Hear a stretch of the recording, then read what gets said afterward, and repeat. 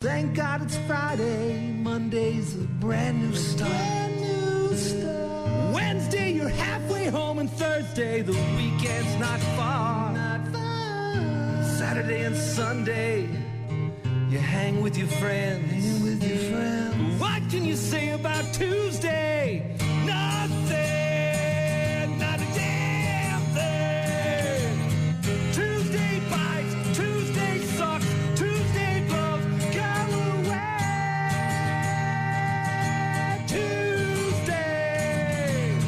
Tuesday's crap. Tuesday's lame. Tuesday's dumb. Go away. Tuesday. Saturday and Sunday, you hang with your friends. What can you say about Tuesday? Nothing. Actually, you could say, laissez le bon temps rouler. That's right. Correct. You could say that. It's Fat Tuesday. Gonna get me some Catfish. Cajun Creole catfish tonight. Catfish, blackened, Oh, yeah. fried, Cajun combo. Blackened Shrimps. catfish. shrimp po' boy, Mama. shrimp on the bobby. Can't wait. Fat Tuesday. Shrimp Ash Wednesday etouffee. tomorrow. Lent begins. All that stuff. Yep. Friday fish fries become a lot more popular. I don't know if they ever go out of style in Wisconsin. No, but you can sense it. Like, The line is a because- little bit long. The wait's a little bit yeah, longer. I mean, you can tell the fish fillet. People picking it up for lunch. Fish tacos back on the menu at Taco John's. Fish fries on Friday. A lot more people there getting their old fashions. The weather's improving, at least kind of. very rainy later today and tonight, and that will switch over to something. I don't know, 47 though. I think in lacrosse, I don't think we're going to get, it'll be, if it's anything, it'll be a slushy mess. I just think it's going to be too warm for it to really be any sort of measurable amount of snow. they're just watching, right? So this system could move through the area through Chippewa by, tonight and later on the overnight and then early afternoon tomorrow. And snow, rain, some sort of mix. Some areas 4 inches, some 7, some just a sloppy mess. That's what she said. Correct. Got some Papa Roach and Silverchair in just a bit. Busy Tuesday morning. We'll talk to Grant Bills of the Wisco Sports Show at about 8:15. Let you know what's new on New Release Tuesday. New TikTok trend is out there. We'll talk about that. And we'll talk about watching television shows. Okay. Specifically, Streaming? episodes of television shows. More on that a bit later on. If you need something, find our contact info online at rockmornings.com. We'll get to that Papa Roach in just a bit. Rock Mornings with Brian and Gene. More from Brian and Gene is coming up. Rock Mornings with Brian and Gene. And it sounds like a bad night for the Pope. Yeah, I saw that. Did he have to go back on the ventilator? Pope Francis resting after experiencing 2 acute respiratory crises on Monday that required a return to non-invasive mechanical ventilation. Pope Francis, 88, double pneumonia for more than a couple of weeks and remains under medical supervision as doctors work to stabilize his condition. In the typically brief update earlier this morning, the Vatican said, quote, "The Pope slept through the night, now rest continues." Officials say that despite the setbacks, Pope Francis remains alert, cooperative with medical staff throughout his prognosis, remaining uncertain. But yeah, it sounds like overnight had some serious stuff happen, and they put him back on that assisted ventilation.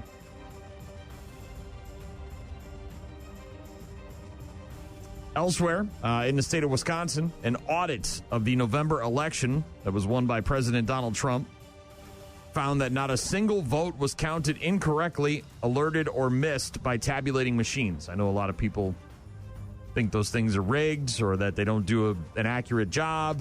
We've heard of the ballots that were found in an office in Madison. Mm-hmm.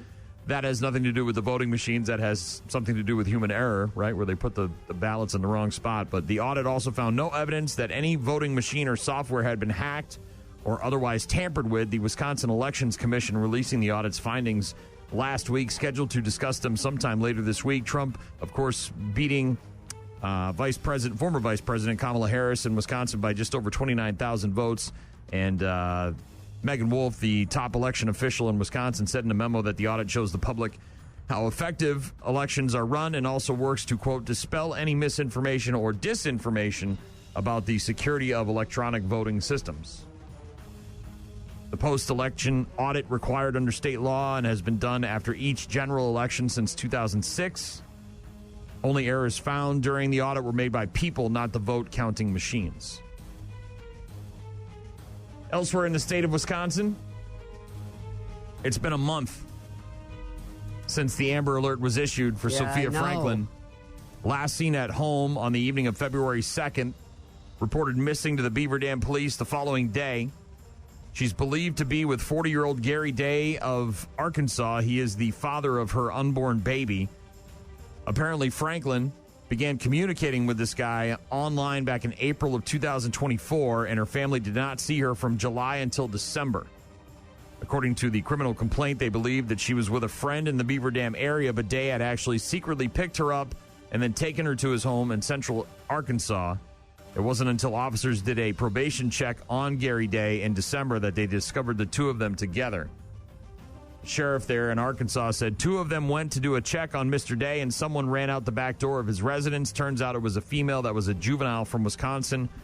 When her parents were contacted by police in Arkansas back in December, they were shocked to learn that she was there. They arrested Day for interference of custody and returned Franklin to her home in Beaver Dam. But prosecutors say that on Monday, February 3rd, a man appearing to be Day was spotted on a doorbell camera near her home. Her mom, Leah, says, quote, "We love her. We want her home. There's so much ahead of her. There's so much potential in her, and our love has not changed, and we just want to see her well and whole." Amber Alert has since been extended, of course, to Missouri and Arkansas. The investigators believe they're still driving that black Buick LaCrosse, but no sightings, no news, no additional information. Been a month.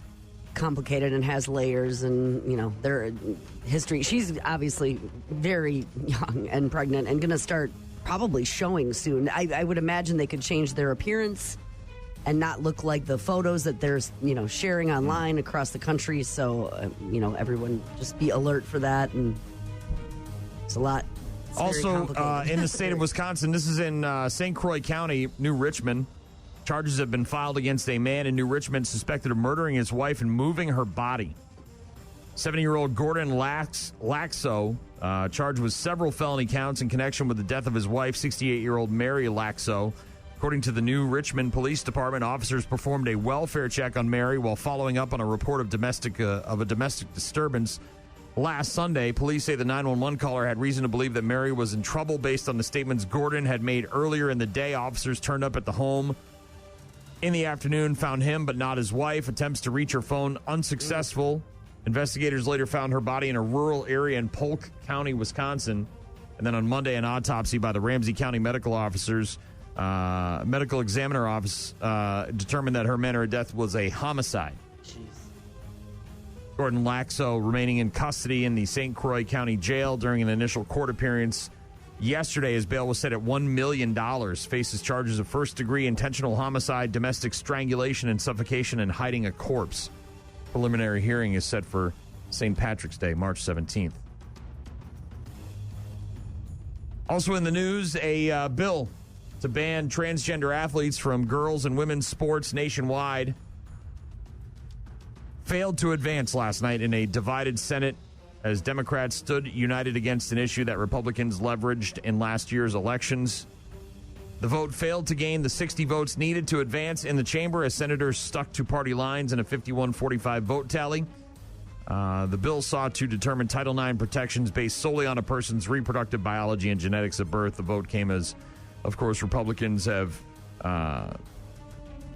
tried to pass this bill, but apparently not going to happen, at least not in its current form.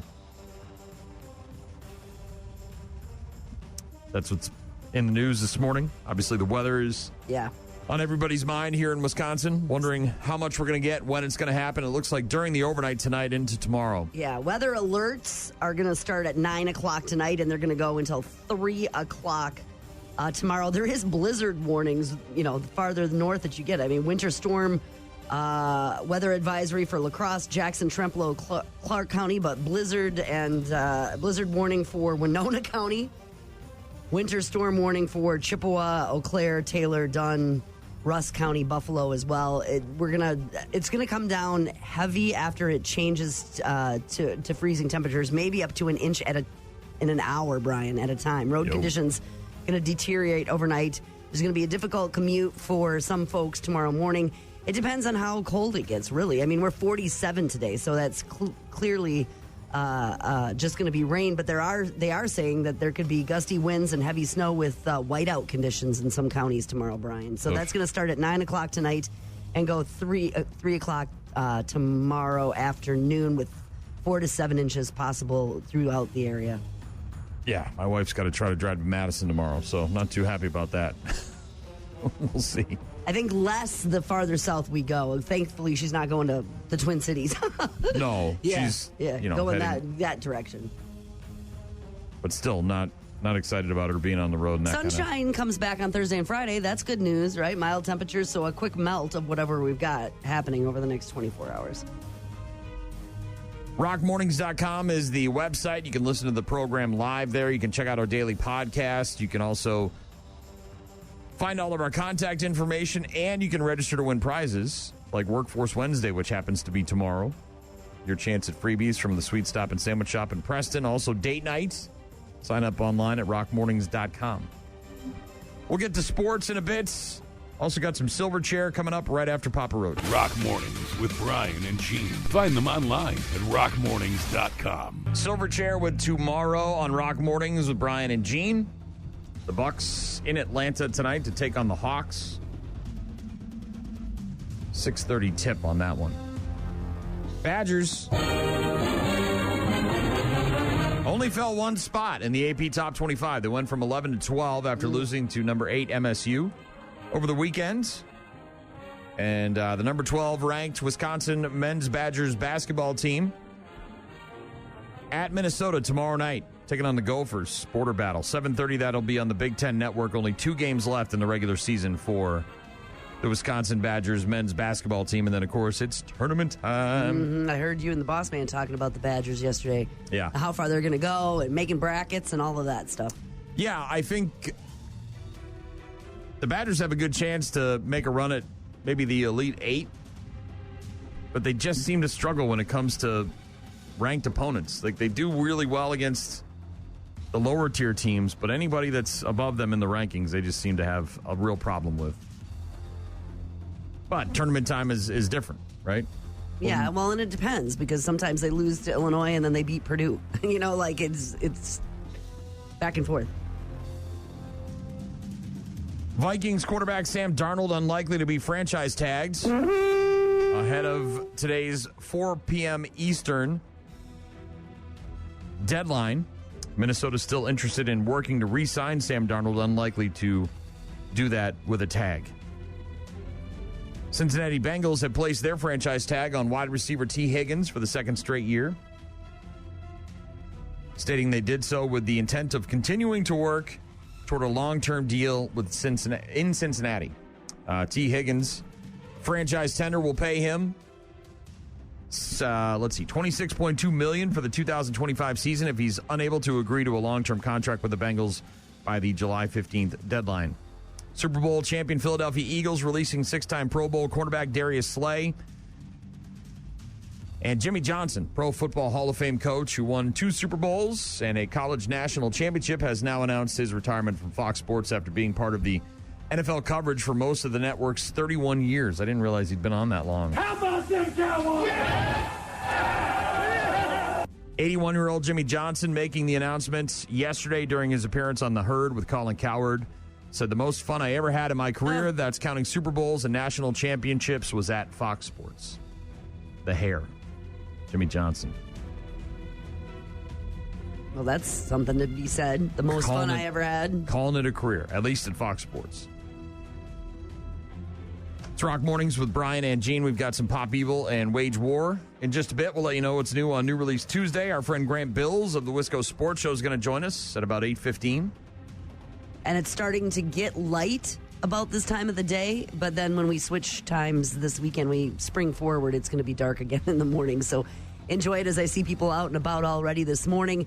Rain moves in later this afternoon, and then heavy either rain or snow or sleet or muck. Some sort of mess starts at 9 o'clock tonight, and significant. I mean, it sounds like it's going to come down very impactful on the overnight and could be a mess tomorrow morning.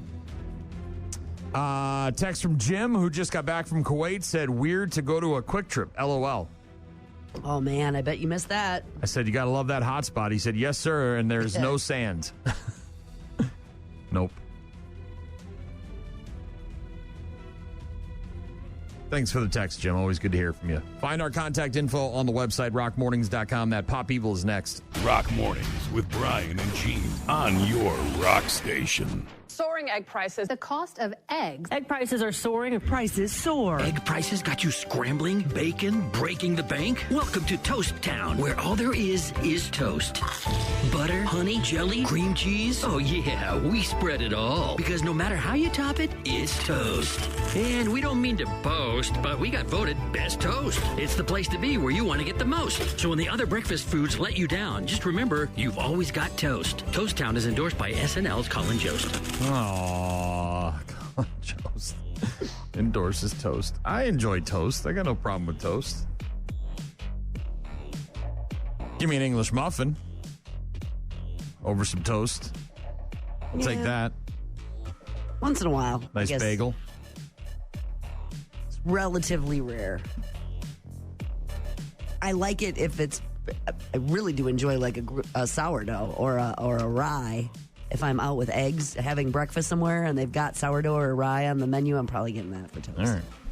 When I'm out for breakfast, I almost always turn down the toast. I don't need. I usually just focus pieces, on the. Yeah, it's a lot. They could cut it down to one for me, one piece versus two. I usually just say no bread. I'm happy with the eggs and the bacon and the meat and the eggs and cheese and all that stuff. Focus my attention on that. The potatoes, hash browns, whatever. Breakfast. I did see somebody wandering around the building with a box that looked like it might have had donuts in it. One of the top most unhealthy foods from your list yesterday. Whatever, dude. We're all going to die. I don't know why anybody cares about anything anymore. This thing is, we're hurling through the space, we're hurling through space at millions of miles an hour, and we're specks of grain in an ant farm. I don't know why we care anymore. Did you see that Linda's Bakery made the top cake donuts of the country, I Doesn't believe? surprise me. Doesn't surprise me. Their donuts are delicious. They are. Television tonight, speaking of food, Kitchen Nightmares on Fox. Roll! Roll! Roll! Gordon Ramsay yelling at people, fixing their restaurant for them. Over on NBC, Deal or No Deal Island. Also on all the major networks tonight, ABC, CBS, Fox, and NBC. President Trump's address to Congress. My original instinct was to pull out. It's a good instinct. Very good instinct. That'll be tonight at 8 o'clock. ABC, CBS, Fox, NBC, PBS. President Trump addressing Congress. The series premiere of Denise Richards and Her Wild Things over on Bravo. She's got an OnlyFans. She's trying to make some sort of career comeback. Also today, very important, the series premiere of Daredevil Born Again on Disney+. This was the show that was on Netflix and then moved to Disney+. Mm-hmm. Looking forward to that. I'm going to go back and rewatch the original series on Netflix and then get caught up. First season finale of Paradise on Hulu today. The premiere of the stand-up comedy special Andrew Schultz, Life, is on Netflix today. Late night shows, you got Amanda Siegfried, Josh Jackson, and Tate McRae, who was the musical guest on SNL this weekend. They're all on with Jimmy Fallon tonight. Danny McBride going to be on with Kimmel. Pete Buttigieg on with Stephen Colbert. And Fred Armisen, Naomi Ackie, and Susan Morrison on with Seth Meyers tonight. As far as new release Tuesday is concerned, a couple of big ones. Gladiator 2. Rated R. Sharks in the Yeah, very mixed reviews on that. My son was kind of like you. He was like, it was fine. It's fine. It was a lot of action, and that was good. The first one was really good, and I don't know. It just had high expectations and was kind of like, eh. Paul Mescal, Denzel Washington, Pedro Pascal. After his home is conquered by the tyrannical emperors who now lead Rome, Lucius forced to enter the Colosseum and must look to his past to find strength to return the glory of Rome to its peoples. Gladiator 2, rated R. Sharks in the Colosseum. Supposedly that was a thing. They really did. I know they flooded it, but I don't know about. I mean, they made it look like it was 30 feet deep. You know what I mean? And these things were swimming around. So, I don't know, man. That part of it was like, I was like, what? Red One, rated PG-13. Red One? This is that Christmas movie with J.K. Simmons where he plays Santa Claus. This has got The Rock, Dwayne Johnson, Chris Evans, Lucy Liu, J.K. Simmons, Bonnie Hunt, Nick Kroll. Santa Claus gets kidnapped, and the North Pole's head of security must team up with a notorious hacker in a globe-trotting, action-packed mission to save Christmas. So, yeah, it was a Netflix exclusive, I believe, and now it's on DVD for new release Tuesday. Also, Den of Thieves Part 2, Pantera, rated R, starring Gerard Butler and O'Shea Jackson Jr. Big Nick back on the hunt in Europe, closing in on Donnie, who is embroiled in a treacherous world of diamond thieves in the infamous Panther Mafia as they plot massive heist of the world's largest diamond exchange. Also on DVD today for new release Tuesday, Kraven the Hunter, rated R, starring Aaron Taylor Johnson, Russell Crowe. Kraven's complex relationship with his ruthless father starts him down a path of vengeance with brutal consequences. It's part of the MCU. No? Yeah. No. I mean, that won't be a watch. Okay. That's what's new on New Release Tuesday. Some of the stuff that'll be on the boob tube tonight. We weren't really feeling like watching much of anything last night, so we just started watching Army of Darkness and got through it, seen it a million times. Rewatching Ted Lasso with my daughter, so we're on season 3. Is there a new season that you're... No, there's no new season. Okay. I saw the whole everything, and she hadn't. Okay. So we started up from the beginning, but we're in Yellowstone. Season 3 I thought you were on Yellowstone. I don't know, dude. We took a break. We took a break, Too much? and I say to her, "Are we ever gonna finish Yellowstone?" And she, yeah. We'll get to it at some point. But I can't advance because it's a thing. I can't go watch it independently because now it's a thing. Well, yeah, you got to watch. My wife gets mad when I watch stuff, and she's like, So, "I thought we were like, going when to are watch we that gonna do together." this, though? I'm like, I didn't know you wanted to watch it. I'm like, yeah, all right. Maybe tonight. Rain and probably not being outside. Yesterday, long walk yesterday. Everybody was out with dogs and walking and getting some fresh air. It was beautiful. I mean, it was cloudy and kind of gloomy in the afternoon, but warm. Sure was warm. Today, rain, warm, but rain moving in this afternoon. And tonight, things change on the overnight. Yeah, it looks like right around 32 tomorrow with some snow and wind and several inches expected. 41 and sunny on Thursday. Maybe some more rain and snow on Friday. Red Hot Chili Peppers now. Rock Mornings with Brian and Gene on your rock station. Rock Mornings, Brian and Gene with the Chili Peppers, sold a squeeze. What do they say about a pint of blood donated can save up to 3 lives? Yeah, and it depends. I mean, regular blood, and then you can also do, transfuse where you're doing just red cells, and it's important. It's impactful. Oh, and it's huge. It's easy, quote unquote, to do. It really is. Yeah, for the most part, you just sit there and then you have some cookies afterwards. If you can eke out the time and do it on a regular basis, it's pretty easy. They treat you really good too. Again, it sounds based on the law of averages. One donation of a pint of blood could save up to 3 lives. Imagine how many pints this guy donated when he saved 2 million children. What? Have you heard of this guy? No. Is the he man with the golden Power arm Red or something? The man with the golden arm is what they called him. This is guys in Australia, credited with saving more than 2 million babies throughout the decades of regular blood and plasma donations. Died, unfortunately, at the age of 88. His name is James Harrison. His blood contained a rare antibody, and he died in his sleep February 17th at a nursing home in the Australian state of New South Wales. The antibody in his blood was used to make the medication Anti-D, which is given to pregnant women whose blood might attack their unborn babies. Without it, the babies may develop something that was the disease of the fetus and newborn. HDFN is what it's called, a blood disorder that could be fatal. Oh, my gosh. Yeah, so this guy was donating blood for decades and decades and decades, had this special antibody in his blood, and helped save over 2 million children throughout the course of his life. Superman. He's Superman. Pretty much. Without a cape. This guy also apparently had an aversion to needles. He began donating back in 1954 at the age of 18, keeping a promise that he made a few years earlier when he received a life-saving blood transfusion as part of a major surgery. Right? Oh, my gosh. A decade later, it was found that his story. blood contained an antibody essential for producing anti-D injections, known as the man with the golden arm. Donated his blood and plasma 1,173 times. Never missing an appointment for more than 60 years.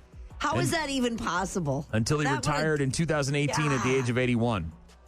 Harrison said, quote, "I hope it's a record that somebody breaks because it will mean they are dedicated to the cause." In total, over 3 million doses of anti-D with his blood have been given to 2 million mothers in Australia since 1967. This guy's got blood pumping through half of Australia. Legally, too. Not some creepy weird, 1999, he received the Medal of Order of Australia in recognition of his support for Lifeblood and the anti-D program. His daughter, Tracy, who also received anti-D, said Harrison was a humanitarian at heart, adding that her family may not have existed without his precious donations. That is remarkable. If you haven't read about the man with the golden arm, That do is so. remarkable. Just passed away at the age of 88, but donated blood. Never missed an appointment since he was 18 60 years years. 60 years. Yeah. Ugh. Crazy. Regular people doing amazing things. Yeah. Just sitting there for half hour, 40 minutes, whatever it takes. Got music from the Foo Fighters on the way. Grant Bills of the Wisco Sports Show is going to join us at 8:15.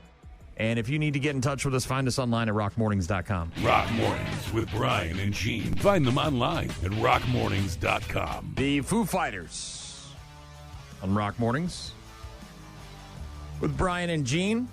There's a video rental store in Idaho that just closed because, let's be honest, video rental stores are not really a thing anymore. But this guy held on as long as he could, 2025, and it just closed down. The owner, though, did something really cool for one of his longtime customers who has Down syndrome. She is 35, mostly nonverbal. Renting movies, been a part of her routine for the last 15 years. Very important part of her day. Right? David Craning is the guy who owns the store, and he also happens to own a convenience store right next to it. Little 1-2 punch. Almost like Clerks. The video rental store right next to the convenience store. Get your snacks and your candy and your chips. So, even though he didn't have a space in his convenience store for it, he carved out a little room in the corner of the store and turned it into a mini video store. For her. Just for her, so she can still come and rent movies. Obviously, anyone else who comes in is welcome to rent the films as well, but it's mostly for her. Hung on to a bunch of her favorite movies as well, so she can still rent them. It was the last video rental store in Pocatello, Idaho. A small community, passionate customers, held on until 2005, right? But it just kind of became an untenable situation, right? Got bills to pay, mortgages, lights got to get turned on, all that stuff. Why do I have this building, this space that no one's using? But although Video stopped ceasing all rentals and liquidating the majority of its collection, the owner, David Craning, kept a small portion of the movies and placed them in a tucked-away corner of his adjacent K&B Quick Stop location, keeping those movies available to rent for only a small portion of his customer base who have regularly come to the now-closed video rental store. And one of those customers is Christina Kavanaugh, who goes to the Video Stop almost every single day with her mom, Tony. Christina, who's 35, has Down syndrome, mostly nonverbal, going to rent a movie, vital to her routine for the last 15 years. Anyone who knows That mom's taking her every day to Yeah. Well, you have to. That's part of the routine. That's if you ever have known someone with not all, not every single person with Down This person syndrome, sounds but like her, very important to her routine. Now Christina will be able to continue renting her favorite movies. Tony feels like a weight has been lifted off of her shoulders. Can you imagine? Like, what am I going to do as a mom? 15 years of doing this with my daughter. How am I going to explain this to her? It's huge because it was really a heavy thing weighing on me, and then to find this out, it's like being sentenced to prison and getting a reprieve. That's how much relief it was. Jeez. Wow. Well, there's no other options. If physically getting a movie is important, that's not an option anywhere else. Back when they had more options, Video Stop was always their go-to rental store, but they had other options to go places. But they all closed down. Christina would tell Tony which rental store she wanted to go to by saying Babar for Video Stop, Beast for Great American Video. This is because she first ordered Babar the movie from the Video Stop and Beauty and the Beast from the Great American Video. She doesn't understand things closing. And thankfully, this guy realized how important it was and did something about it. That's pretty cool. That's very awesome. Maybe the library, sometimes they still have they do ability to have some movies on hand, but I think it also, it's the process of going in the store and looking at the videos and then yes. Meanwhile, speaking of someone who missed out on something, the Cleveland Clinic did something really nice for a 10-year-old girl named Ava Cooper last month. She's been in the clinic for 200 days waiting for a new heart. Couldn't go to her school's father-daughter dance. What do you think they did at the Cleveland Clinic? Daddy-daughter dance. Yeah, the hospital recreating the daddy-daughter dance. Her dad, Sean, said he hopes the video reminds people that you can always find light, even in the darkness. Everybody was waiting for me to cry. And it took me until they were actually doing the slow dance. And there's a girl that's special to us here that does Ava's music therapy. She sang a Taylor Swift song live a cappella with her guitar. And I mean, she's like stunning. That made me cry. I mean, just watching the two of them dancing. People can always find light in the darkness. Ava Cooper, born in 2014 with several heart defects, had her first open heart surgery when she was just 6 days old. Later, a sinus infection escalated, pushing her into heart failure, then got put on the transplant list. Huh. Recently, she's been in the Cleveland Clinic, Children's Hospital, waiting for a heart donor for over 200 days. And every February, she would look forward to attending the father-daughter dance at school, but this year missed out. So on February 12th, the hospital decorated a room, turned it into a dance hall, and with her corsage and dress, her and her dad, Sean, waiting her to take her inside the room for the ball. Daddy's all dressed up, probably special tie. She looks very beautiful. Round of applause, Valentine decorated space, parents dancing. Yeah, music and her dancing. favorite songs. Yeah. And as you heard there, mom and dad talking about the experience for Ava, who... Daddy-daughter dance. Oof. In the feels. Yes, very much so. That's really cool. It's Rock Mornings with Brian and Gene. And again, Grant Bills is going to join us just after 8 o'clock, right around 8:15, talking Wisco sports. We'll get to bad news, happy music. We got some good ones today. Some real good ones. Also going to talk about television episodes. You've been rewatching Ted Lasso. Yes. I'm going to go back and watch Daredevil from when it was on Netflix. Get caught up for the new season that premieres today on Disney+.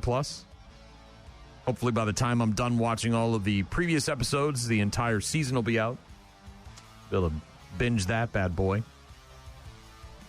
But we'll talk about television episodes here in just a couple minutes. Rock Mornings with Brian and Gene. Start your day with Rock Mornings. I just want to see how your breasts are holding up. I haven't seen them since Mardi Gras. It's jambalaya. It's a new recipe. Well, laissez les bon temps brûlés. Translation, let the good times roll. Good times. I didn't drink. I was kissing a boy who was drunk. She didn't even know her top was off. This is awesome. Where's the beer? Okay, clearly most of it's in your system. It's that kind of party. Some good time. It's time to get funky. A topless woman. So let's party. She was topless. I need to drink beer. Mardi Gras, Fat Tuesday, Laissez le bon temps rouler. Also National Grammar Day, National Pound Cake Day, National Snack Day. I like snacks. I do too. And Hug a GI Day. With consent. My husband's a boss, has a couple people that report to him that live in Brazil, and they're off. Like the whole country's off for Carnival for 3 days. So they had like a 5-day weekend, and they don't go to work. They go out with friends and have cocktails in the middle of the day. Brian, this is totally a you thing. I know, right? They go to parades and they all just celebrate for 3 whole days. Carnival. The country's off of work. This is the problem with America. We can't come together on stuff like this. We need to lighten up and just do that. Well, these people, and look, I'm not saying their country's better than ours. I'm just saying that in this instance, the people have said, no, this is so important to us. We will not work for several days. We're going to drink and party and have a good time and live to the excess. And we need that here. We need some of that, I think. 3 days of Carnival. Well, actually, a 5-day weekend and parties like all parades and on the beach until the sun sets and nice weather, big-breasted women, street parties, and it all sounds delightful. Now we're over here in America, like begging for some PTO and a pizza party occasionally. Get yourself a hurricane today and eat some. Oh, I'm gonna not a hurricane, but I'm gonna eat some Cajun food. You can be guaranteed. Every so often, a friend will recommend a television show. Oh, you got to watch this. You love it. Give it a few episodes. Takes a while to get off the ground, right? Which is understandable. New characters. Takes a while to find that right potion to make the magic. I mean, if you look back and you watch series like Seinfeld, you'll see that some of the characters were different, different actors. They develop over time. In the first season. Mm-hmm. It wasn't until they found the right actor to play that character to really hone in what you're looking for. There's a new study based on IMDb ratings, and it found out you should give a new show an average of 6 episodes to get good. Right? Sometimes you tune in, you watch one episode, you're like, that sucks. I'm not going to watch that. But they say, according to the rankings with IMDb, that you should give a new show, a brand new show, 6 episodes to get good. And after 6, then you're on your own. It's kind of like people with The Walking Dead. Like, when did you stop watching The Walking Dead? Right? It's a very popular meme because at some point, it's like, okay, all right. I had enough. Especially if you read the novels beforehand, which are much faster paced and much more graphic, not dragged out for television and commercials and stuff. I like it when shows are really good right off the bat, though. I remember the first time I saw The Bear. I think I was hooked after 2. You know what I mean? I didn't have to watch 6 before I was like, all right, I'm into this. I'm committed to this program. 12 shows that took a little while to hit their potential. And the number of episodes it took to reach the potential, according to IMDb. This will be 6 episodes in is when Breaking Bad finally hit its stride, according to the rankings on IMDb.com. People love this show. Mm-hmm. People still watch this show. Mm-hmm. It spun off Better Call Saul. Mm-hmm. It was a movie. Very dedicated fan base. And it took people 6 throwing episodes. pizzas on the house out there in Arizona. But it took apparently 6 episodes before it got off the ground and got interesting, according to the rankings on IMDb.com. Another show that took 6 episodes and is now like, I don't know, what's been on TV for like 40 years, Doctor Who. I never got, I could never get into it. He's got some kind of magic screwdriver, right? Is that the deal? And there's a bunch of different... The guy with the scarf is the only one I ever remember. He had curly hair and a big scarf. I know some people who are obsessed with it. Yeah. Tattoos. They decorate their house in Doctor Who stuff. Yep. I mean, they go to Doctor Who conventions. But apparently it took 6 episodes before Doctor Who started to find itself. I don't know if I can go back and try that again. We watched it for a while because our son was into it, but it feels like some of those shows, there's just a million, and there are those rabid fans that are going to watch forever, like Star Trek, right? But are you going to go back and watch every episode? Well, like, here's a perfect example for me, right? Seinfeld. I watched it not on, because it used to be must-see TV, right? NBC Thursday nights. You had to stay, and I didn't watch TV like that because I was, my life was different. Life. But then you see it in repeats, and it's all the, the best episodes that you see on TBS and TNT. And then when I went back and watched it from the start, during COVID, I binged it several times. I was like, oh, yeah, it would have taken a while for me to get into the show because it wasn't all that great at the beginning. It's kind of bland, trying to figure itself out, growing pains. Number 3 on the list, and these are not necessarily in order of popularity or anything. It's just in the amount of episodes it takes. 7 episodes is how long it took for Friends to finally get up and running and to get interesting, reach its peak. Mm-hmm. This is, again, according to the rankings and ratings on IMDb.com. Killer theme song. Yeah, and that was the same characters. It just took a while for them to find their groove, I guess, and figure out how they played off each other. And well, look, it's rare that it happens in the first episode. I mean, you can be enamored by the television show, but the character development takes a while. South Park comes in at number 4. It took 8 episodes. Is that the episode where Cartman got probed by the alien? I don't know, but Kenny, I remember that Kenny one. died 7 times before they cared. You killed Kenny. Some people will say that South Park was a hit right off the bat, but apparently, according to IMDb rankings, it took 8 episodes before South Park really became the cultural phenomenon that it is now. Oh, he got an anal probe on the series premiere, by the way. Was that the first one? Okay. Boy, like, what? This fat cartoon kid he's got like some kind of satellite dish coming out of his ass? Season 1, episode 1. Yeah. For me, it's like that with Chappelle's show. Because he did the blind white supremacist. And I just died laughing. And the next day at work, I couldn't stop talking about it. And everybody is like, what are you talking about? Because no one else watched it. And then, of course, it became Chappelle's show. And what? Yeah. And everybody doing the phrases and whatnot. But that first episode just killed me. Seinfeld, my favorite. Number 5 on the list. They say it took 16 episodes. 16. Oof. Before it hit its stride. That's pretty much the first season. I'm sure it is. And like I said, you go back and you watch early episodes of Seinfeld. Not very funny. None of the real classic stories are in there. It's all really the later, seasons. And some of the characters are played by different actors. Like Jerry's dad was played by 2 different guys.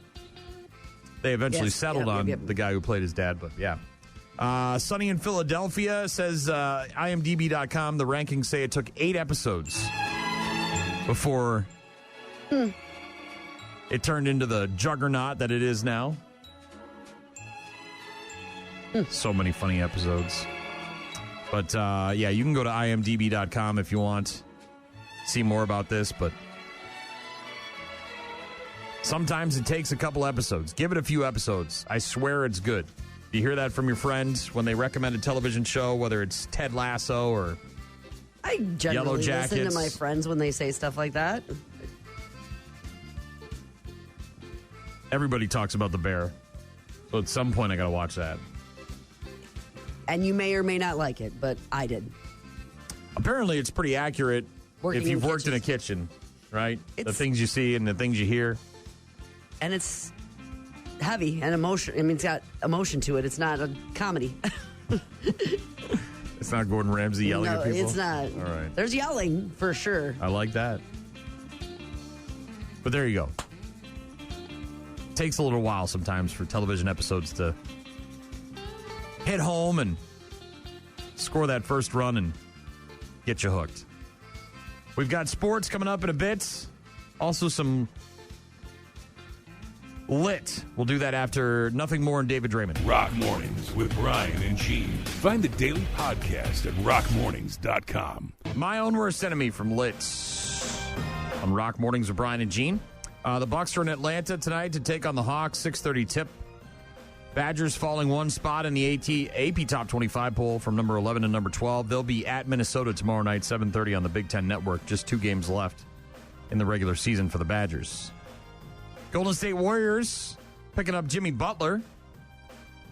And now he's facing a lawsuit claiming he did not pay rent and left a Miami Beach home in disarray near the end of his time with the Heat. 5-Star Marketing and Promotions filing a lawsuit against Jimmy Butler in Miami-Dade County. Last week, the company said that Butler failed to pay 2 months' worth of rent after his lease expired and that he left the home in complete disrepair. Butler first signed a lease for the nearly 5,400 square foot rental property back in August of 2022. 5-bedroom, 6-bathroom home cost him $130,000 a month in rent. What? The home was built back in 2016 and last sold in 2021 for nearly $7.3 million. $130,000 a month for rent. Wow. How do you leave a mansion like that? What do they mean by disarray? Like trash? According to the rental company, Butler barely did proper upkeep and did not allow for maintenance to be done, once denying workers access to check the HVAC system. According to a report, it led to a significant leak that required ceiling and floors to be replaced. The people he hired to clean the pool allegedly neglected their duties and caused the pumps to break. Lawsuit also said that Butler changed the locks without providing the landlord a copy of the key. The company is seeking $257,000 from Butler. That figure includes 2 months of rent plus minus the $130,000 security deposit and total cost of damages, which the company said was around $127,000. Okay, well, just pay him. If that stuff's really happened, then they can document it. New lawsuit for Jimmy Buckets. LA Kings had, they had a rough go during their Armenian Heritage Night last month. They've now had to issue an apology. Apparently, the Kings were selling scarves that were made in Turkey during Armenian Heritage Night last month, excuse me. A statement says, quote, "We, the LA Kings, and our partners at Rank and Rally want to sincerely apologize to all our friends in the Armenian community and beyond for the oversight that may have inadvertently impacted your experience during what should have been a joyous celebration. We source, stock, and sell merchandise from a select list of manufacturers that are officially licensed by the league, and we were unaware of the item's production origin." Apparently, the LA area is home to the largest Armenian community outside of Armenia. And Armenia and Turkey, of course, enemies for a long, long time. The Kings are offering full refunds or exchanges in person or by mail for anyone purchasing the scarf at the Team LA store. Oops. Yeah. You gotta. Whoever was in charge of that. Somebody losing their job. Probably should lose their job. Last but not least, we just saw this happen, I think 3 weeks ago, where the guy hit a putt. Yeah. On a basketball court. Yes. And won a Porsche. And won a brand new Porsche. Uh-huh. Well, it happened again. This time it was a college student who had never played golf before. Just plucked out of the crowd. And at first, the ball, when you see the putt, it's bouncing down the court a little bit. He gave it a little too much. And eventually it settles down at about half court. And it just glides right through the hole. And here it goes. Let's cheer it up. Come on, man. Give it energy. Let's move it. Let's go.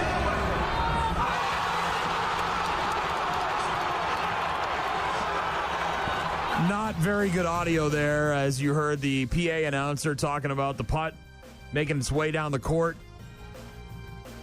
Bradley Braves pouring in 11 three-pointers on Sunday to beat Northern Iowa in a Missouri Valley Conference regular season finale. But the longest shot of the day was made by a 19-year-old freshman civil engineering student. His name is Trevor Frey. Won a brand new car from the contest that was during a break in the action late in the second half. Designed as a putting contest, Frey had to put a regulation golf ball through the entire length of the floor, 94 feet, through a very small hole that was cut into the board at the far baseline. After he hit the shot, won the car, he said, "I never golfed in my life. My mom entered me in this contest and said, 'Hey, you might win a car. Go for it.' I don't have a car, so I figured I'd give it a try. Now you have a car." Crazy, right? That is crazy. That is crazy. Well, like I said, I was watching it. I'm like, there's no way this thing's going in. Well, it was bouncing. It was literally bouncing. Not like huge bounces, but it was dribbling, I'm like, oh, that thing's going to go off course. Well, how would you get it across there and through a little tiny hole? That's what she said. Got a car. Got himself a brand new car. I need a car, and I got a car, so that's cool. We'll hear from Seether in a couple of minutes. RockMornings.com if you want to get in touch with us. Rock Mornings with Brian and Gene. Weekdays, 6 to 9. Seether, walls come down. On Rock Mornings, Brian and Gene got Grant Bills coming up just after 8 o'clock. Get to Bad News, Happy Music. Daily check-ins, and it's just going to kind of be gray and cloudy and rainy today, and then it'll switch over to snow at some point. During the overnight, I've got basically 100% chance of snow during the overnight. Strong late winter storm to bring both rain and accumulating snow on the overnight. Starts at 9 o'clock tonight, goes until 3 o'clock tomorrow afternoon. And depending on the temperatures, that's what we're going to get. Either rain, slush, sleet, ice, or snow. And it sounds like for those that do get snow, it could come down pretty heavy and even blizzard conditions in some areas. Yeah, scary. The latest TikTok trend. Tell me more. Well, I'm waiting on you to tell me. I don't know. I thought you were on the TikTok. I am all the time. But you're not necessarily fed all of the same things, right? So I don't know what this trend... Doesn't the popular stuff show up at some point? Yeah, it depends. Some of the stuff that is supposedly a TikTok trend, the butterfly injection, right? Never saw that. Okay. So not necessarily. Well, back in the old days, when babies were teething, they would say to rub some alcohol, bourbon or rum or something on his gums, right? Way back when. Way back when. We're talking like way back 1800s maybe? I don't know. Maybe not that much, but maybe my siblings who are in their 70s and 60s, maybe for them, right. But a long time ago. A little bit of rum never hurt nobody. Do something. Something on the gums to help them calm down, quiet down, maybe give them a little... What, sleepiness? A little sleepiness, maybe help out mom for a couple minutes, right? Well, apparently the new trend is not alcohol, it's butter. TikTok says that feeding your baby butter will shut them up and put them to sleep. Moms all over the TikTok have been telling parents to try feeding their baby a spoonful of butter to help the medicine go down, claiming it helps the baby sleep through the night. Moms in the U.S., of course, starting the trend because we're stupid. And we're just littered with stupid people on the internet. But it has spread, much like margarine, to other countries like England and New Zealand. A lot of tired parents feel like it's worth a shot because what's the harm? We're trying the butter before bed to see if it helps her sleep longer. Because what do I have to lose? Margot, come here, baby. Experts say there's no real reason for it to work. And despite what TikTok says, it's not harmless. Too much saturated fat, not good for anybody, especially babies. Well, you're not feeding it the whole stick, are you? Not to mention, a dollop of butter could be a serious choking hazard. Very normal for kids to not sleep through the night, kind of part of the deal. So don't shove butter in the face of a kid to try and shut it up and make it go to sleep. How small of a kid are we talking? We're talking here? Babies. Like babies. Under 6 months? Like babies. 6 months? Well, they're Who all has babies. trouble sleeping? Babies. There you go. That's who they're shoving the butter in. They're putting butter in babies. Buttering them up. Bunch of parents who have tried it have confirmed that it does not work, so maybe don't believe everything you see on social media. Everything's better with butter. Yeah, thank you, Kaylin. Jesus Christ. I'm going to rub banana peels on my face, and I'm going to feed my baby butter.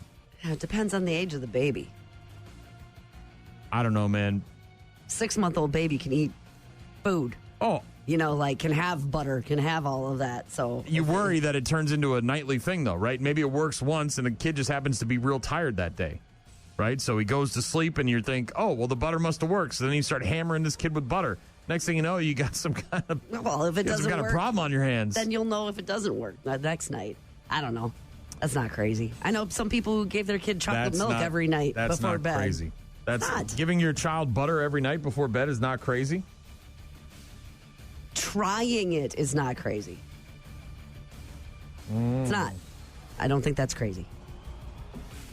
Here, baby, have a stick of butter. Well, I walked into the kitchen and saw my kid at one point eating a stick of butter. So and you said, don't do that, right? Well, yeah, because you can't eat the whole stick of butter, but if they took a bite of it and they had a restful night, I wouldn't think it's crazy. They OD'd on butter. There's too much butter in my kid. He's going to fall asleep. Hey, y'all, I'm Paula Dean. Butter, butter, butter, butter, butter, but tick of butter, butter, and butter. Yo! Yo! Yo! Yo! Yo! Yo! Yo! Yo! Yo! Yo! One mom on TikTok documenting her venture into the butter trend, sharing results with her followers, saying, we are going to try the butter trend, where you give your baby a spoonful of butter and apparently it works magic and they sleep all night. Does anybody have common sense anymore? Do people realize this is not a thing? So she documented it and did it work for her then? Claimed that her baby, Ivy, slept all night with the exception of one feed and one time where she was woken up by noisy neighbors. Night number 2 shared that Ivy slept longer in between the periods where she woke up. Wasn't sure if it was due to the butter or because the baby was overtired from the day.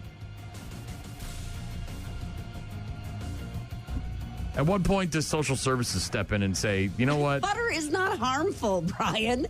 Speaking from someone who didn't raise children, it's fine. They can try it. If it doesn't work or they see a trend or they're sleeping longer, I can see where it's high in fat and calories and maybe it keeps them fuller so they don't wake up as much needing a bottle. Maybe.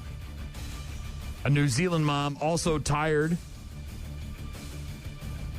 saying that her 15-month-old baby had never slept through the night, willing to try anything. What do I have to lose? Exactly. This woman shared that the trend didn't work on her little one, put the toddler to sleep around 7 p.m., and slightly after 8, she was already woken up 3 times. Butter fail. That was a butter fail. A nutritionist, leading baby nutritionist, said that the social media trend is rife with misinformation and that butter, which is high in salt and saturated fat, is not recommended for babies. Additionally, the texture and slipperiness of the butter can pose a choking risk for babies who are still developing their eating skills. Well, yeah, an infant. Incorporating butter into cooking or spreading a thin layer on toast is perfectly fine. However, offering large chunks of butter directly from a spoon, not advisable. Well, yes. Also noting that it's normal for babies to wake up during the night. Yeah. Well, if you're just giving it a stick, then yeah, don't do that.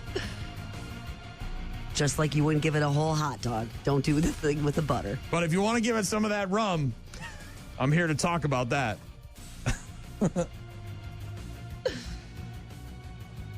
Well, it's just like cough syrup, right? It's got that little something extra. Joe texted in and said, blackberry brandy is what my parents and grandparents used on their kids. Yeah, it's got to have a decent flavor or the kid's going to reject it. That's probably not recommended by doctors, probably. And that's just like a dab on your fingertip, right? Probably not recommended. Oh, I'm sure it's not. I don't know about shoving butter down a kid's throat either. Oof. Sounds a bit sketchy. Good old TikTok, though. Very reliable. Right now, it's Five Finger Death Punch. Rock Mornings with Brian and Gene. Find them online at rockmornings.com.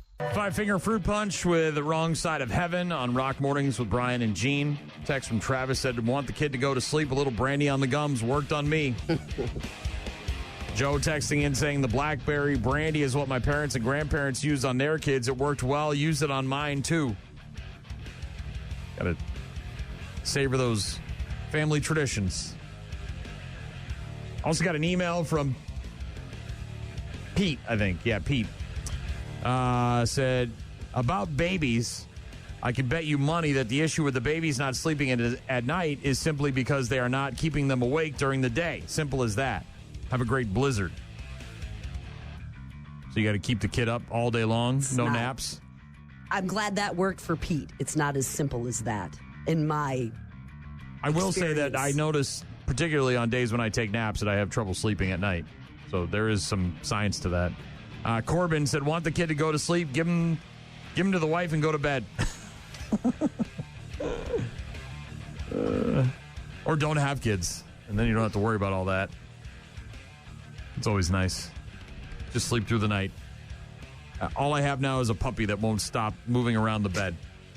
She sleeps through the night. She doesn't get up and want to get off the bed and all that stuff and play or whatever, but it's just she's starting to taking up more space. Well, she's almost 30 pounds now, so she's much bigger than she was when she was a cute little puppy.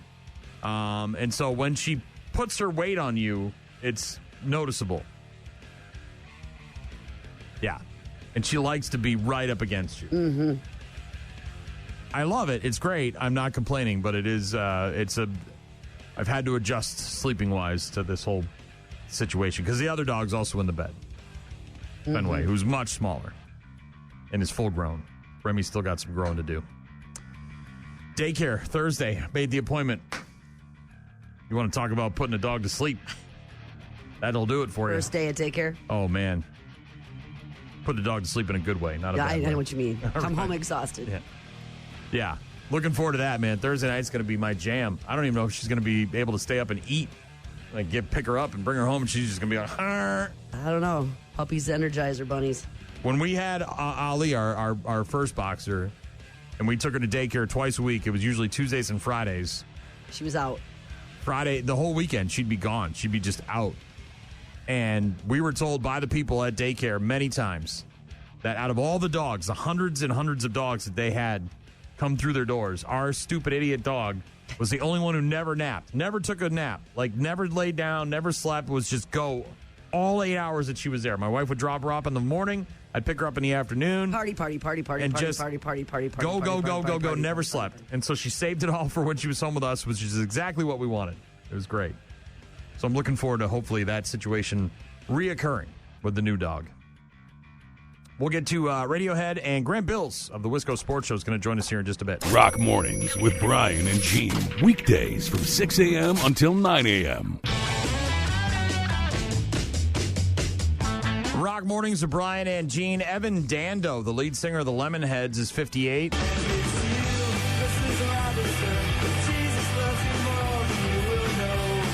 Lengthy career, a lot of albums, but most famous for their cover of Mrs. Robinson.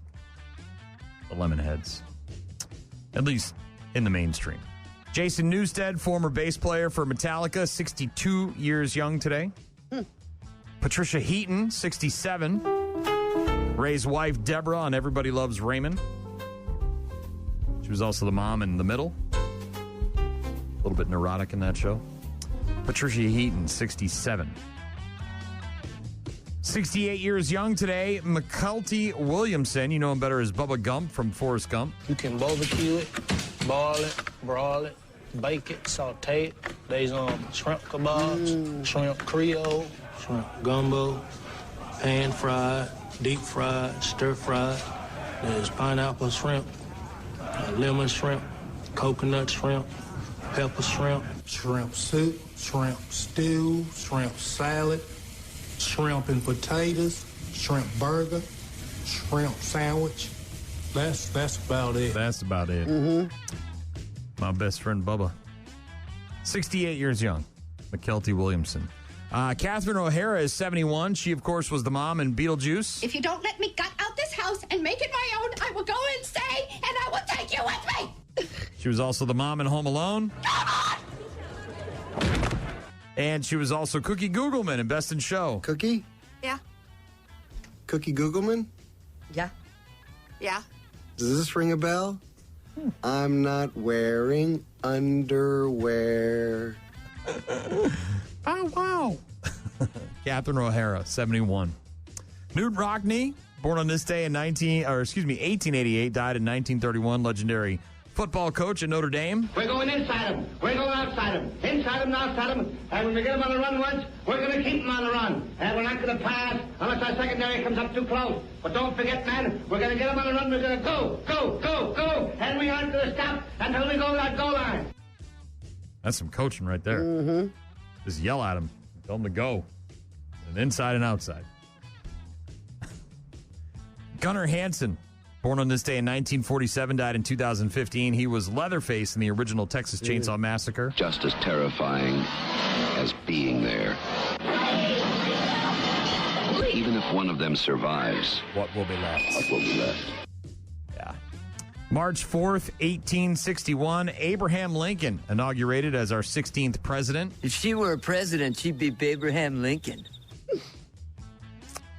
92 years ago today, 1933, FDR inaugurated as the 32nd president. The only thing we have to fear is fear itself. Made that statement at his inauguration. He was the last president inaugurated in March, the first president to have a woman serve in the cabinet, and the only president to ever be elected to 4 terms. Mm-hmm. So far. And the rules changed. So far. We'll see. Rules can change.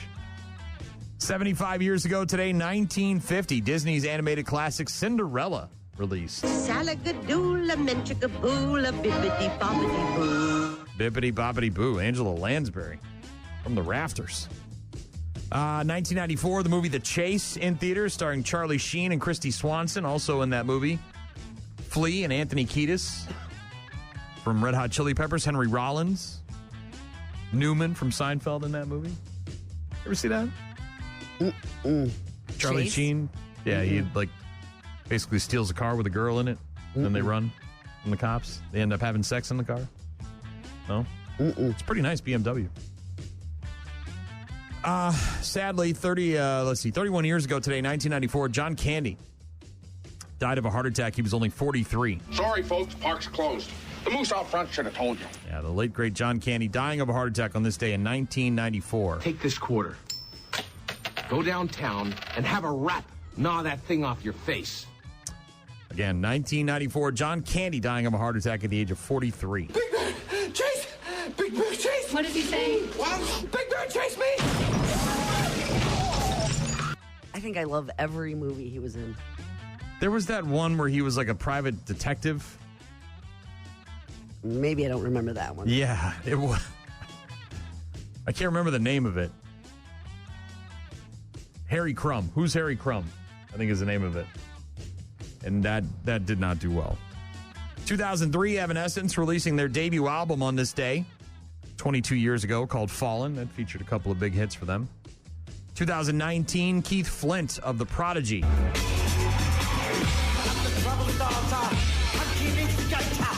He committed suicide on this day at the age of 49 back in 2019. Also dying on this day in 2019, Luke Perry.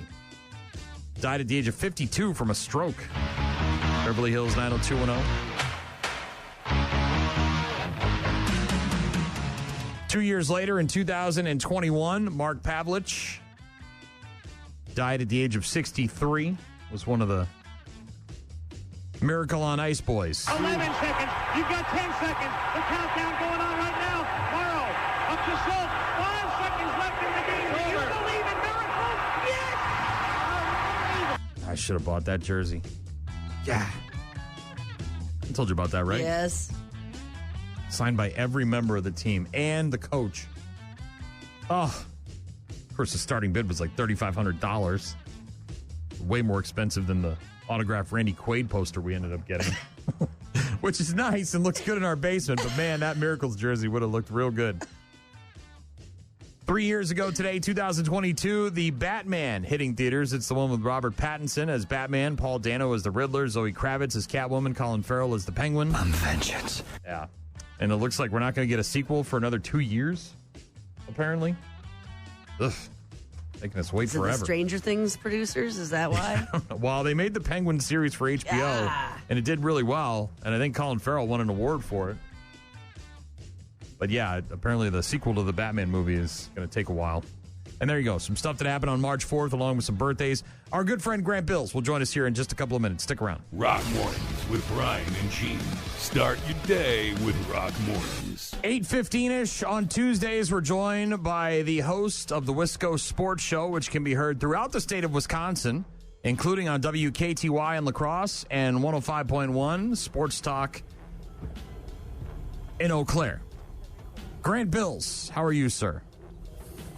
I'm doing excellent. You're a natural promoting all of the different places and ways that you can listen to my show, Simpson, and I thank you for that. Well, I really want to keep my job, and apparently that's very important to my job security is to mention where you're doing your radio program. Hey, Grant, you said, but you won't be doing it when you're in Mexico. You're going to Mexico? When are we going to be without the Grant Bills? Because I'm assuming you're not going to want to do this hit while you're in Mexico. Well, Simpson, of course I want to do it. I just don't know, the roaming charges for my cell phone plan, and I don't know. Yeah, it's a lot. As much as I'd like to do it. It is. 2 weeks from today, we'll be down there for a wedding. So we're talking the 18th? 2 weeks from now.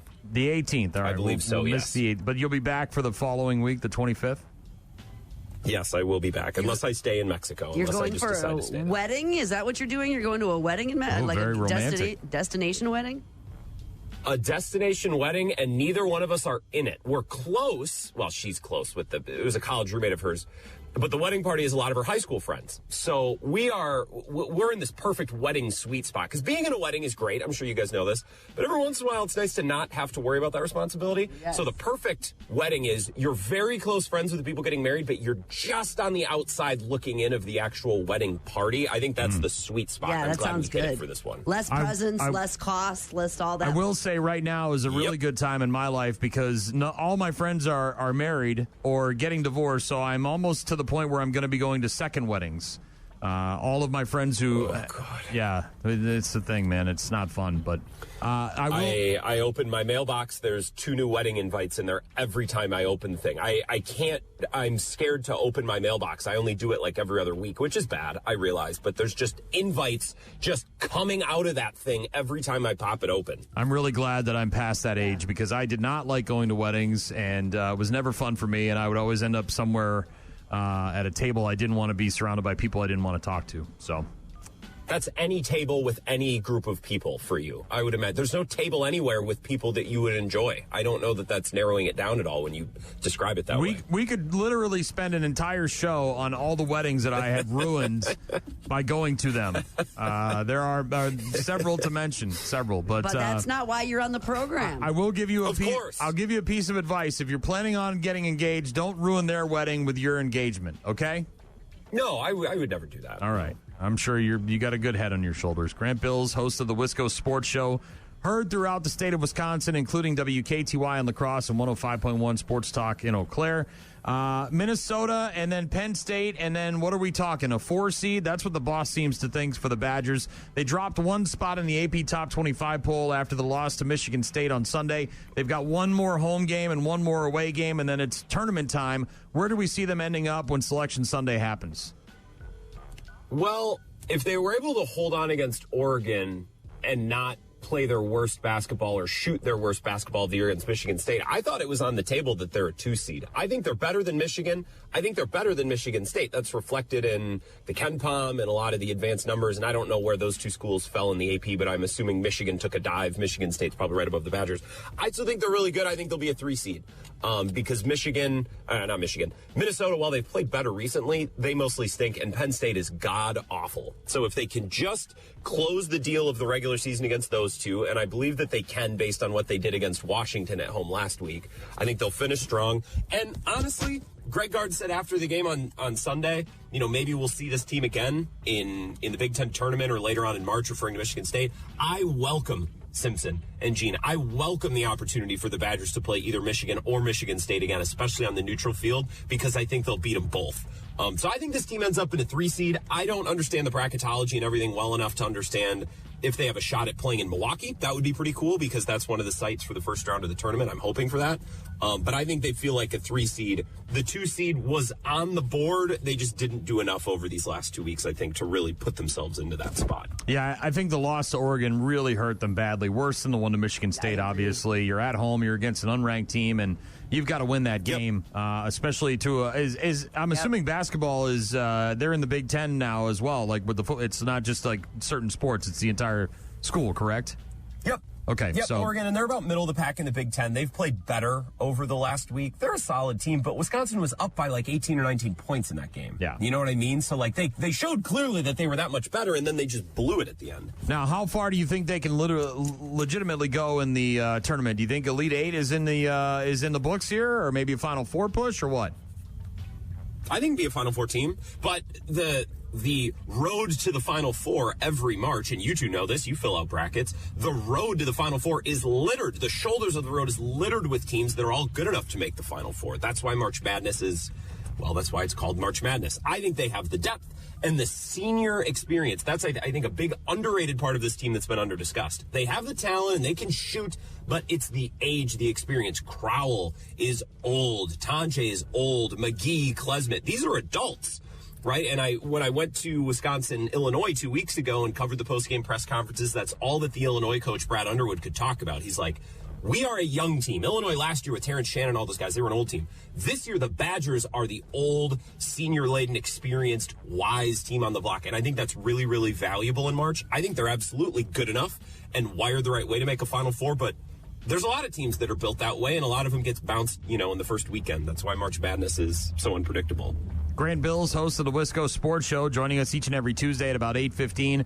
Bucks have won, I think, 6 of their last 7 games. Nothing too outstanding in terms of blowing doors, but hey, a win is a win is a win, whether it's by 3 points or 30 points. They got Atlanta tonight in Atlanta. There's about 20 games left in the regular season. Is health of your star players like Giannis with the calf and Damian Lillard, is that more important than collecting victories and trying to maybe improve your status in the East? Yes, because without those two guys healthy, you're dead in the water, but I don't want to act like these games don't matter. Like, over the last 2 years, between 2 or 3 head coaches, a couple different iterations of the team, post-game trade, post this deadline, like, I need to see this team play really good basketball for 2 weeks. Like, I need to see it. Mm-hmm. And I think we might be on the verge of possibly, like this, they're at the 9 games over 500 mark. That's the best they've been on the year. And they have Atlanta, who has some, as you said, Simpson, they have Atlanta this week. They have some long physical bodies that can trouble the Bucks, so that's a game they should win. They should beat Dallas again. Kyrie got hurt last night, or I imagine he's going to be out. Orlando's young but athletic. Like, they got some winnable games this week that are, worthwhile games. I need to see them for 2 or 3 weeks look like a real legit team. So, yeah, health is the priority, but it's not like they can just shut it down until the playoffs. My family's going to the Cavs game. They play the Cavs on Sunday at Pfizer. So I know.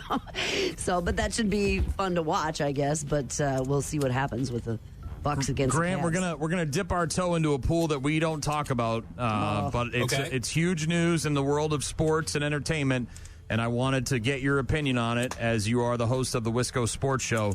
John Cena turning heel, 20-plus years in the WWE and the world of wrestling, much like Hogan at the Bash at the Beach many years ago with the NWO, dropping the leg on Macho Man and becoming the third member of the Outsiders with Kevin Nash and Scott Hall. How did you watch Wrestle the Elimination Chamber pay-per-view? Do you know about it? What are your feelings?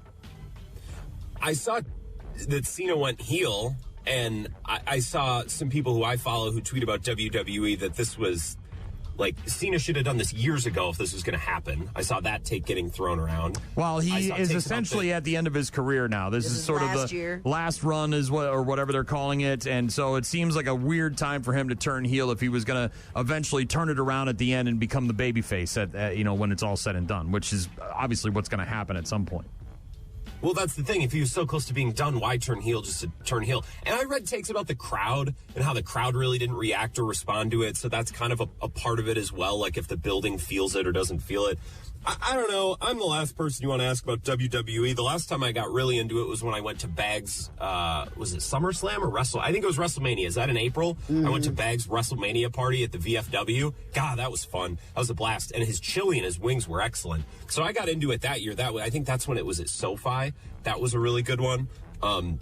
Cena, to me, and I think The Rock has reached this point, and maybe this is a casual take. They're too famous. They're too real-life famous for me to look at them in a wrestling ring and be able to take their persona seriously. But then again, I'm not a wrestling person. I'm just a I'm just a normal consume, things. He was like a so casual. good, though. That's it, right? With his motivational thoughts and his healthy, like he. Well, John, you make a very good point here, Grant Bills, and it actually, to tie it into Hogan in a weird sort of. Hogan was always Hogan, in, out of the ring. It didn't matter. Like when you got Hogan and you saw you were getting. He was the same goofy dude and like character 24/7, right? But then, as you mentioned, The Rock goes on and makes all these movies and becomes, this kind of iconic entertainment dude. And then you try to like make him The Rock again when he goes back in the ring, and it's sort of a hard sell. It just, I don't know. But then again, my background with Cena wasn't in wrestling. Just like my background with The Rock. Like, I knew The Rock when I was little from movies like The Game Plan with Madison Pettis. Or just like, I don't know, watching TV. So my perspective on those guys is a little different because that's not my background with them. I wasn't introduced to those guys as wrestlers because I never watched the thing. You know what I mean? Yeah, no, I hear you. But they're saying about time. It's about time for him to turn heel. So I don't know. I'm with you. I'm with you. I had an experience, Simpson, and Gene, you'll appreciate this too. The Wisconsin Broadcasters Association, they do this thing for college kids. You come and you network with professionals in the business and the industry, meet potential employers. And I was recruited by our company to go along with this last weekend. And I ran a table that allowed kids to come up and do play-by-play for a sporting event. I had a little table and a little board, and I recorded them. And I would just pull up whatever they want on YouTube. You want to call some basketball highlights? What do you want to call? And this kid comes up. The line is long. This kid comes up and he goes, "Can I call wrestling?" And I'm like, "Yeah, it makes no difference to me." Please, I'm like, "Hell yeah, yes, that sounds fun." Sure, yes, please. This kid knew the exact match from the exact year. He's like, "I want, what was it, Undertaker and Hogan or whatever, Hell in the Cell, WrestleMania." Like, he knew the entire thing. He knew the timestamp. This video is 58 minutes long. He knew the timestamp. Take me to this spot. It was an unbelievable call. Yeah. I'll have to email it to you both. I wish I could remember what match it was. That's wrestling fans for you. They are into their craft. They are into it. Grant Bills, host of the Wisco Sports Show, joining us each and every Tuesday at about 8:15. You can hear the Wisco Sports Show weekday afternoons from 4 until 6 on stations all throughout Wisconsin, including WKTY in La Crosse and 105.1 Sports Talk in Eau Claire. Another sort of sports-related question that is something a little bit off topic. Gene Hackman just passed away, or they just discovered his dead body after being dead for a number of weeks, apparently. He died after being found dead. That was the highlight, or the headline that I kept reading, which is a funny way to word it. Well, yeah, he died on the 17th, according to the information they got from his pacemaker, but they didn't find his body for 9 days, so he had been dead for quite a while. Are you familiar with his works and his career at all, Gene Hackman? I've seen Hoosiers. There's probably another movie or two that I've seen. All right, then I'm not the world's biggest movie guy. Yeah, I figured as much. I was going to ask you, in the realm of Gene Hackman sports movies, there's really only two that you can take from. One of them, of course, is the classic Hoosiers. The other one is The Replacements, which is a wonderful film about Shane Falco coming in as a scab player and taking over and leading the team to victory. I was going to ask you which of those two would be your favorite, and I'm sure that your answer will be Hoosiers now that I know you're not much of a movie buff. Yeah, Hoosiers is a classic. I watched that with my dad back in the day, so I would say Hoosiers. Gene Hackman. I don't understand why everyone's so bent out of shape. Like, what really happened? This is such a weird story. I'm like, he was 95. If I die at 95, can you guys please just go on with your life? Like, I don't even care if there's foul play at 95. I made it to 95. Have you even seen the movie The Replacements? No. Doesn't sound like I don't think so. Let me look it up. Hold on. Maybe. I don't know. Let me look.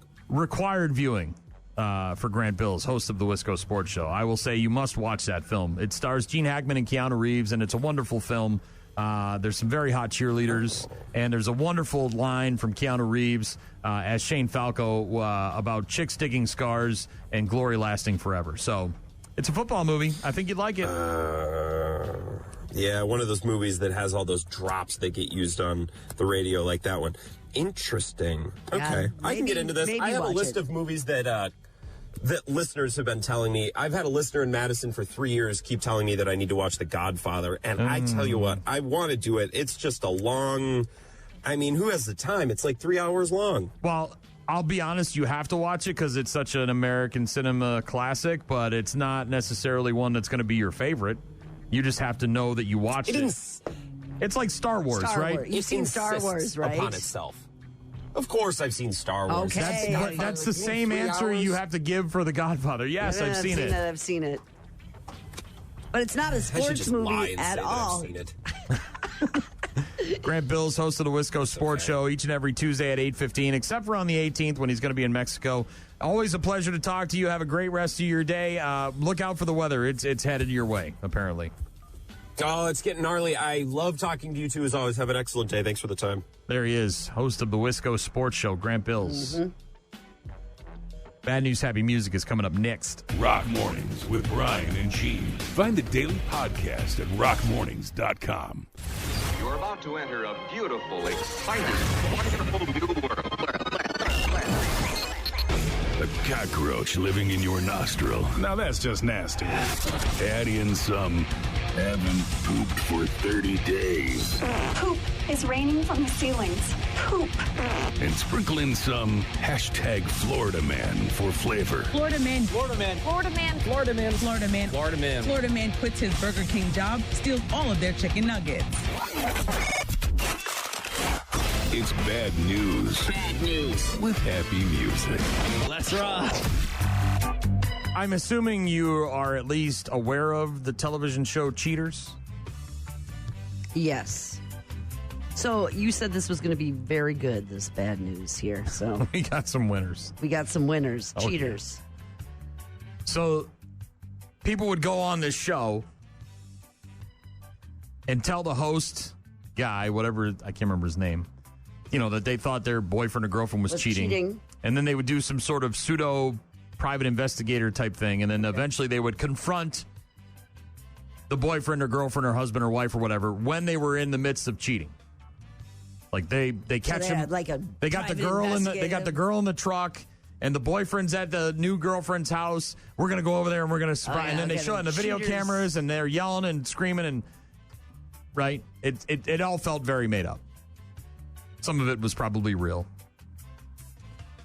but this is a real life cheaters moment, and it's going viral because the woman put the footage on Reddit. And everybody got a chance to get a good look at it. This dude's banging away in the back of her father's work van with his pants off, and she catches him in the middle. You haven't heard about this? No. The moment a furious wife catches her half-naked husband in the back of his father's work van with his mistress, cheating pair left a bit dumbstruck when the man's partner of 17 years pulled up alongside the vehicle on a country road. This is in England somewhere. Video footage recorded by the furious mother of four shows her confronting her husband through the front window of the car, asking, "Are you effing her in the back of the van?" She then walks around to the rear of the van, pulling the doors open to find her husband naked from the waist down, his mistress over in the corner trying to hide her face. Video of all of this happening. Opening the door, husband shouts, "I will kill you," before repeating, "We're done, we're done." The wife continues with, "You're effing her in the back of the van." Yeah, the video is great. Baby! There you go, look. We done. Stephen Warren, back at van. We're done. Go on. We're done. Go on. We're done. Enjoy it. You watch this going all over Facebook in the back of his dad's van. Cheating on me, his wife for 17 years, but last New Year with some bag. No, it's not right. No, go on, carry on. You want a show, you can have a show. All right, it's over. No, it's not. Yeah, it is. What's over? You and her? This is going on Facebook. You watch. Put the phone. No. You've got No. No. No. The kids are in that car. So, yeah, exactly. Your kids are in that car. Our kids are in that car. Can you just put the phone away? No. please? You need to pull your pants up. Brutal moment for everybody involved, I'm sure. At some point when the kids are old enough to be on the Facebooks, this will pop up somewhere. The internet never forgets. The wife says, quote, "It is all right, isn't it? Because the only person that's getting effing hurt is me and the kids. Carry on if you want a show, having a effing show." And he's just sitting there in the back of the van, kneeling with his pants off. Looks like some kind of, I don't know, wheelchair thing. I don't know what's going on. Keeps asking her to put the pants or put the phone down. She wants him to put his pants on. Yeah. And then she did put it all over the internets. Having sex in the back of his dad's work van with his mistress, cheating on his wife for 17 years and the 4 kids. You're going to be doing a lot of doobie rolling when you're living in a van down by the river.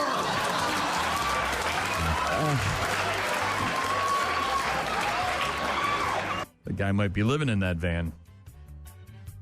Yeah. Find out how comfy it is, how much room there really is in there. A couple of hashtag Florida woman stories.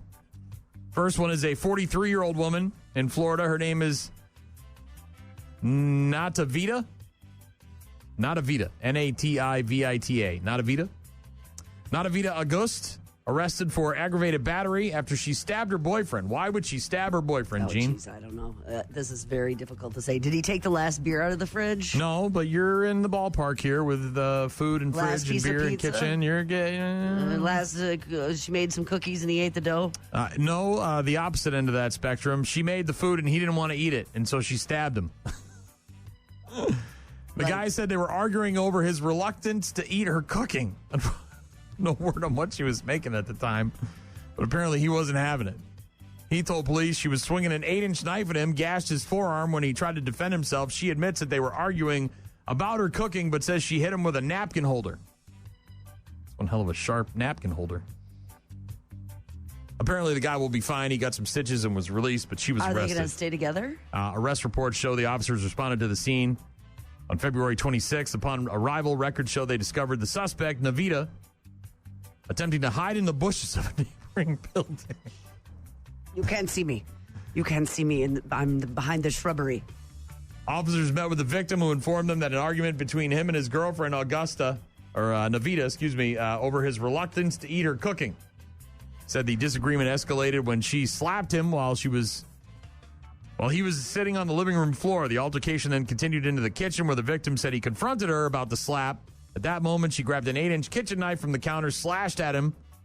In an attempt to defend himself, he put his arm up, got a 2-inch laceration on his left forearm. At the moment the victim was stabbed, the witness then called 911, so there was somebody else in the house. How did they feel about the food? The victim transported to the hospital, got some stitches, and then was released. Are they going to stay together? Yeah. Blood found on the floor, consistent with the victim's claims. During an interview with the police, the woman reportedly admitted to being upset over the victim's refusal to eat with her, but denied using a knife, instead claiming she struck him with a napkin holder. She was arrested, transported to the jail, and I doubt they're going to,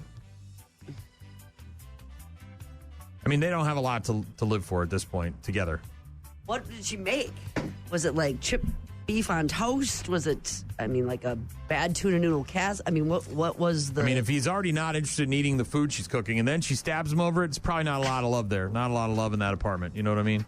It's no salt. She doesn't use any salt. This has no flavor. This is so bland. She gave all the butter to the baby to try to put it to sleep. There's no more butter in the food. Bland. Very bland. Maybe it was his birthday and he wanted something special like a paella. And maybe she doesn't have time for that. Said she was going to cook it and then she didn't. She maybe lied. And then she lied. Maybe she promised some sort of wonderful dinner, and then he came home and it was like ramen noodles with no cool stuff in it, like eggs and just green dry packet. leaves. Just like the stuff that you get for 17 cents. Maybe that was it. Another hashtag Florida woman going to spend a bunch of decades in prison after she murdered her elderly roommate and then poured Mountain Dew on herself in an attempt to destroy the evidence. I was going to say how, but it doesn't even warrant asking. Usually when you commit a crime, you dust for fingerprints, you know what I mean? You wipe things down so your fingerprints on it. Maybe you clean up with some bleach. How'd she kill him? Police responding to a call regarding a fire at a residence back in July of 2023. When they got to the home, they found a deceased 79-year-old man on the second floor with signs of blunt force trauma and stab wounds. Police also finding a bloody knife and 2 cell phones near the victim's body. One of them belonged to the man's roommate, a 37-year-old woman named Nicole Max, who was not in the area when the officers arrived. Again, 79-year-old man, 37-year-old female roommate. Officers found Max at about 3 a.m. walking without shoes near a restaurant, holding a knife and a hammer. Several hours after the fire, by the way. Officer then found her said she had blood on her leg and on her shirt, which was ripped. Asked her where she lived, if she knew the victim. She said she had been homeless for 4 years, did not know the man. She eventually admitted that she did know him and lived with him for a short time, but that she did not see him very often, at which point she also admitted that she was not homeless. Into custody. Questioning. Said that she had never entered the victim's room before, but occasionally went to the second floor to feed her spiders. Oh, boy. When officers told her that they were going to take a DNA sample from her, she asked for a Diet Mountain Dew. They gave it to her, but she began to procrastinate while drinking the soda until a detective eventually took it away from her. Max began to resist and began pouring the can of soda all over her body and hair and pulling away from officers in an attempt to interfere with the possible evidence on Max's body. They still got a positive DNA match on the knife. Well, yeah. Several hours later, she's walking down the street barefoot with a hammer and a knife, both bloody, and she's covered. I don't think sounds like that all happened in 2023. Fast forward to February of this year, pled no contest to second-degree murder, resisting with violence, arson of a dwelling, and tampering with physical evidence for the whole Mountain Dew thing. Sentenced to 35 years in prison, the minimum for her charges. Wonder if she would have got off lighter without the Mountain Dew stuff. Probably not. Probably not? You don't think? And last but not least... Somebody take her spiders. Did they burn up in the fire, maybe? I don't know. Last but not least...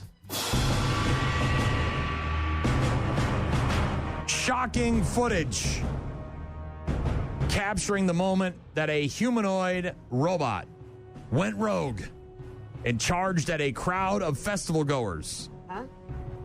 The video taken early in February at the Spring Festival Gala in a northeastern province of China shows the robot clad in a vibrant jacket, because you got to dress him up to make him look all human-like, even though he doesn't have a head, suddenly lunging towards a group of stunned onlookers gathered behind a barricade. Security personnel swiftly intervening, dragging the erratic robot away from the crowd to prevent any potential harm. It can't be bargained with. It can't be reasoned with. It doesn't feel pity or remorse or fear, and it absolutely will not stop, ever, until you are dead. And as usual, event organizers downplaying the incident, attributing it to a robotic failure. They assured festival goers that the robot had successfully passed safety tests before the event, emphasized that measures have been taken to prevent such an incident from occurring again. Oh, yeah, I'm sure. Do they know what went wrong? The robot in question is a humanoid agent AI avatar made by Unitree Robotics. According to reports, a software glitch is believed to have triggered the robot's erratic behavior. You people and your AI and your chat GPTs and your robots can shove them all up your ass. I want nothing to do with this stuff. Nothing to do with it. Did anybody get hurt, or they were just able to get it right away? Incident not an isolated one, as there have been previous cases of rogue AI making headlines, including an instance where a robot attacked an engineer at Tesla's Texas factory. The machine pinned him down and inflicted injuries with its claws on his back and arm, leaving behind a trail of blood. By all means, let's just keep pushing out the robots and stick an AI in them. Why is he wearing that puffy jacket? What is he doing? Because they want you to like the robots. They want to humanize them. What is he doing there? Just like in the movie I, Robot. Why do you give them faces? What's he doing there? Why do you give them faces? Anyway. Watch any movie about robots. Same damn thing.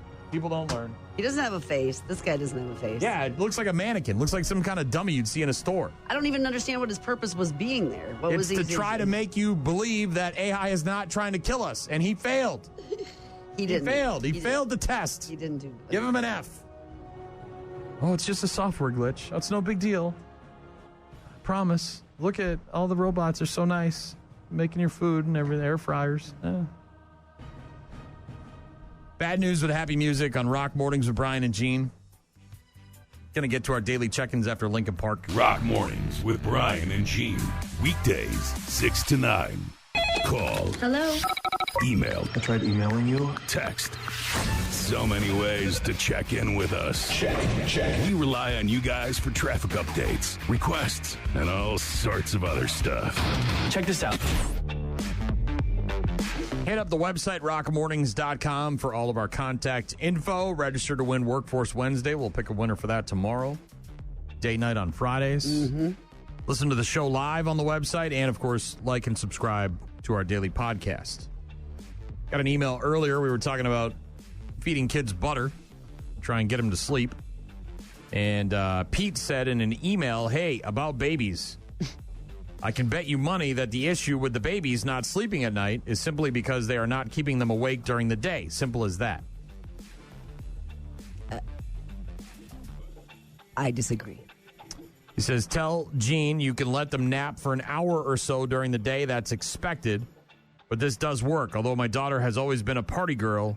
Oh, well, someone has to work at the bar till 2 a.m. It's a good way to train the future food and beverage workers, too. Pete's going on some sort of, like, crazy rant. I don't know what the hell he's talking about. She stays up late. I think that's his point. Okay.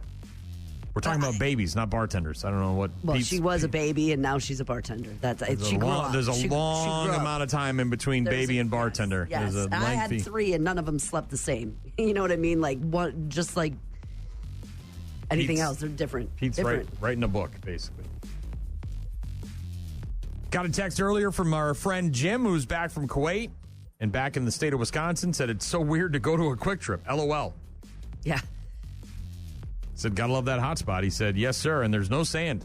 Get you some food, get you a Powerball ticket. Might be some sand, depending on what we get for snow. Yeah. Street sand. Travis texted in, said, want the kid to go to sleep. A little brandy on the gums worked on me. That's probably not recommended. Joe said the same thing. Blackberry brandy is what my parents and grandparents used on their kids. It worked well. Used it on mine. Corbin said if you want the kid to go to sleep, give him to your wife and then go to bed. But I'm bummed. Corbin's here all week. Rob texting in saying we are getting closer and closer to Skynet every day. Now, in the robot's defense, it didn't really do any harm. It just sort of like did some sort of weird like herky-jerky motion. I watched. But it did go right at someone in front of it. But it was already kind of standing there. But still. Yes. I don't think it was. I think it was a glitch and it just kind of like short circuit. I'm coming over that barricade. I don't know what its purpose was anyway. It's not delivering food. It's not, you know what I mean? Well, it was because just they want you to learn to trust robots so that eventually they can kill you. I don't know if it was a security thing or what, but just like an iRobot. When the woman gets one, Will Smith's big mama, whatever she was, his aunt or something, she gets one and he shows up and the thing won't let her leave the house. She's like, I'm going to go about run my errands. He's like, no, you're not, bitch. No, you ain't. You sitting right down.